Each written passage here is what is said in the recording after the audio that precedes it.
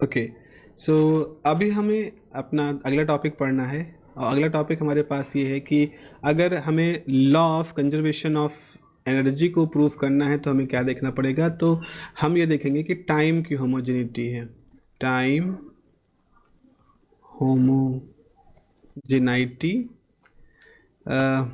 Leeds to law of conservation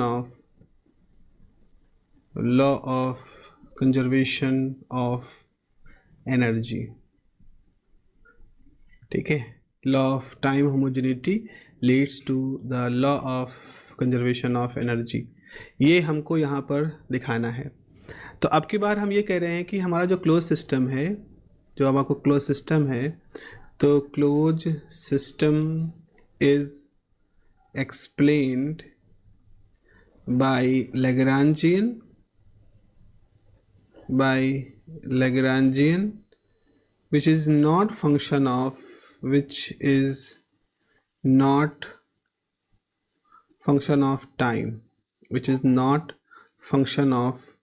time, यानी कि L जो है उसके अंदर टाइम नहीं है। तो इसका मतलब है कि del L by del t जो होगा वो आपका जीरो आएगा, जैसा कि पहले भी किया है। So as the Lagrangian is, तो इसका मतलब है कि आप लैग्रांजियन कैसे लिख सकते हो। तो as the Lagrangian will be, वैसे आप लैग्रांजियन कैसे लिखते थे, वैसे लैग्रांजियन को आप लिखते थे इस तरह से, L is function of q आई ले ले, Q i dot and T. Normally हम ऐसे लिखते थे बट यहाँ टी नहीं है तो हमारा सिर्फ इतना होगा। तो हमारी इक्वेशन नंबर 1 जो है वो लिखी जाएगी कि L which function of Q generalise coordinate, Q dot generalise velocity, but time का नहीं है। तो अगर ऐसा आप लिख रहे हो तो बाई द, अब इसको अगर हम टोटल डिफ्रेंशिएशन के नज़रिए से देखें हो जाएगा DL बराबर क्या हो जाएगा, for the I S system summation over i आप लिखोगे del L by del q i d q i plus del L by del q i dot d q i dot, इस तरह से लिखा जाएगा। भाई एल इक्वेशन नंबर 1 है तो इक्वेशन नंबर 1 से आपका इस तरह से आपने इसको डिफ्रेंशिएट किया। अच्छा, आप ऐसे कर सकते हो, del L by del t कर दोगे तो टाइम के साथ अगर इसको डेरिवेटिव ले लोगे तो ये तो हो जाएगा del L by del q i d q i by d t. ऐसे ही del L by del q i dot, तो d q i by d t. ठीक है, सिंपल सा आपने टाइम के साथ इस तरह से कर दिया। अब यहाँ से आपका कैलकुलेशन का खेल शुरू होने वाला है क्वेश्चन नंबर 2 से। अब देखिए यहाँ पे क्या होगा, just let me change the ink. By Lagrange equation of motion, by Lagrangian equation of motion क्या है भाई equation of motion? Equation of motion कहती है कि अगर आपने कहीं लिखा है d by d t of del L by del q i dot minus del L by del q i, this is zero, ये होगा। यहाँ से हम ऐसे लिख सकते हैं कि अगर आपको कहीं del L by del q i लिखना है तो आप इसको इधर ट्रांसफ़र कर दोगे तो ये हो जाएगा d by d t del L by del q i dot. ये क्या हुआ आपका, अब देखो अगर मैं यहाँ पे आपको दिखाऊं तो ये जो टर्म है del L by del q i, इसको आपने यहाँ से कैलकुलेट कर लिया, ये देखो आपने कैलकुलेट कर लिया। अब बच्चा हमारे पास ये term del L by del q i को निकालना है, तो इसके लिए भी एक रास्ता है। रास्ता ये है कि हमने पढ़ा है by concept of generalized velocity, concept of generalized velocity, generalized momentum, sorry generalized momentum क्या होता है, del L by del q i dot is basically p i होता है। तो आपका जो ये del L by del q i dot है ये यहाँ से आपका निकल आएगा। ठीक है, तो del L by del q i निकल आया, del L by del q i dot निकल आया। अब हम इसको उठा करके रख देंगे इक्वेशन नंबर 2 में, है ना। इक्वेशन नंबर 2 में आप यहाँ पर रख दोगे। तो अब आप यहाँ पे लिखें, ओके, सो इक्वेशन 2 बिकम्स, भाई इक्वेशन 2 में तो अमूल जूल बदलाव तो हो ही जाएंगे।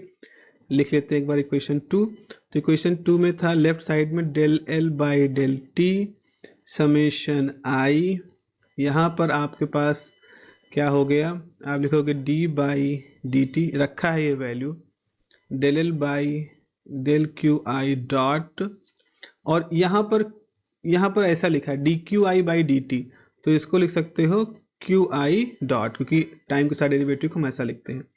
फिर यहाँ पर क्या है, तो यहाँ पर आपके पास लिखा हुआ है del L by del q, यहाँ पे क्या लिख सकते हैं हम, यहाँ पर हम लिख सकते हैं del L by del q i dot, अभी ऐसे लिखा रहने दें, और इसको लिख दें d by d t of q i dot.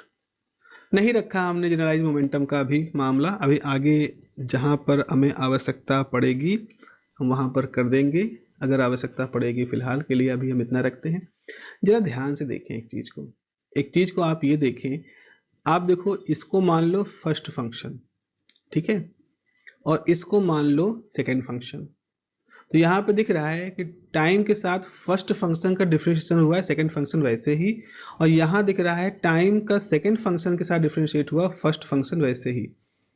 तो जैसा एक डिफरेंशिएशन में फॉर्मूला होता है कि अगर आप डी बाई डी टी आप कर रहे हो, आप यू वी लिखे हो, तो आपने एक बार यू किया, d v by d t किया, फिर आपने वी किया, d u by d t कर दिया, वैसा ही कुछ मामला है यहाँ पर।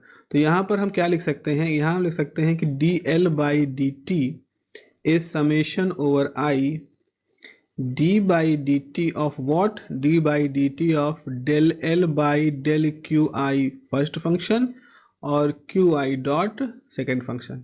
ये ऐसा हमने इसको बिल्कुल कंपैक्ट कर दिया, ठीक है, ये हो गया।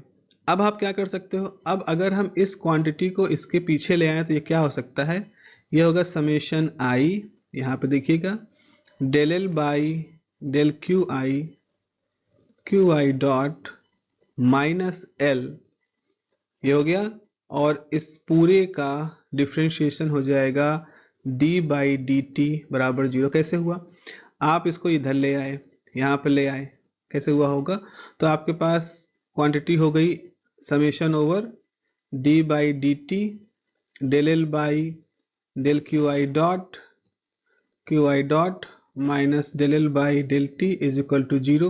अब यहाँ से डी बाई डी टी यहाँ से बाहर निकाल दिया, डी बाई डी टी यहाँ से बाहर निकाल दिया, तो आपके पास ये इक्वेशन आ गया, इक्वेशन नंबर 3 आ गई आपके पास। अब हम यहाँ से हम ये कह सकते हैं कि टाइम के साथ डेरिवेटिव इसका जीरो है, इसका मतलब है कि summation over i d by d q i dot del L by del q i dot minus L जो होगा वो क्या होगा, वो एक कांस्टेंट होगा। तो राइट साइड में कांस्टेंट आ गया। अब लेफ्ट साइड में क्या है, जरा इसको हमें समझना है। तो हम पहले हम शुरुआत करते हैं इसके इस टर्म की कि what is the meaning of del L by del q i dot, इसका मतलब क्या है, इसका मतलब क्या है वो हमें समझना है पहले। तो हमें मालूम है कि since L is equal to क्या होता है, half m i q i dot का square, half m v square होता है ना, तो वी की जगह पे क्यू आई डॉट माइनस आपका कोई फंक्शन है v is the function of मान लो क्यू आई है, तो ठीक है। अगर हम del L by del q i dot लिखेंगे तो ये हो जाएगा half m i two time q i minus zero, क्योंकि ये तो क्यू आई डॉट का फंक्शन है नहीं, तो ये यहाँ से कैंसिल हो जाएगा। सिंपली आपके पास आएगा m i q i dot, ये आ जाएगा। तो आपके पास जो ये टर्म है उसकी वैल्यू आपको मालूम चल गई। तो अब आप अगर हम इसको कह दें इक्वेशन नंबर 3, तो आपके पास हो जाएगा इक्वेशन नंबर 4, ये 4 हो गया। सो इक्वेशन 4 गिव्स क्या हो जाएगा, equation 4 becomes, yeah, let me write this again, what will become summation over I, ये हो जाएगा m i q i dot multiplied by q i dot minus L is some constant. तो यहाँ से हो जाएगा sum over i mi dot square minus L is equal to constant. Okay, you know that T is half mi dot square, तो इसका मतलब है mi dot square is 2 time T. तो टी आई, अगर हम ith के लिए कहें तो अगर आप यहाँ पे समेशन लगा दोगे तो यहाँ पर भी आपको समेशन लगेगा, तो ये हो जाएगा 2 summation of I T I, ये हो जाएगा 2t. तो ऐसा हम लिख सकते हैं, इसका मतलब है हम इस पूरी क्वांटिटी को लिख सकते हैं 2t minus L is constant. अच्छा, ये हो जाएगा 2t, तो ये हो जाएगा t minus L because t minus v, because Lagrangian is t minus v, तो दिस इज कांस्टेंट. तो यहाँ हो जाएगा 2t minus t plus v is constant, हो जाएगा t plus v is equal to constant. t plus v is the total mechanical energy. और for conservative system, अगर conservative system है, और फॉर